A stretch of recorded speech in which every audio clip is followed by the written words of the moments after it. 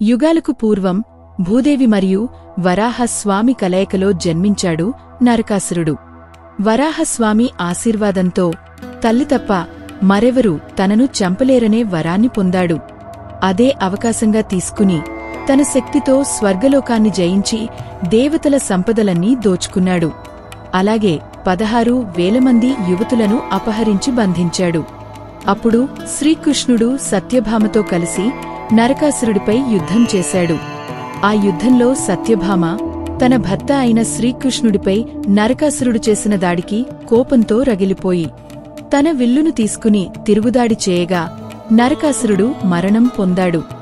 మరణానికి ముందు సత్యభామ తన తల్లి భూమాత యొక్క అవతారమని గ్రహించి తన చివరి క్షణాల్లో తన తప్పును తెలుసుకుని, అమ్మా, నన్ను క్షమించు, నా మరణం బాధతో ముగియకూడదు, ప్రపంచమంతా నా మరణాన్ని ఆనందంగా జరుపుకునేలా చేయమని ప్రార్థించాడు.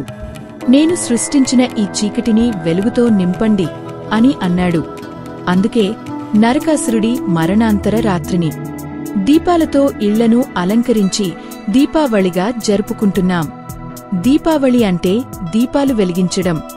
నరకాసురుడి మరణాన్ని వేడుకగా జరుపుకోవడం మాత్రమే కాదు, చీకటిలో వెలుగు తప్పక పుడుతుందని గుర్తించడం.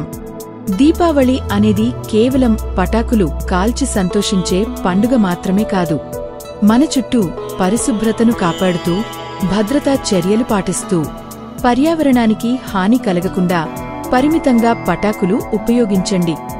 నిజమైన దీపావళి మన మనసుల్లో వెలుగు నింపడం, ప్రకృతిని కాపాడుకోవడం. అందరికీ దీపావళి శుభాకాంక్షలు.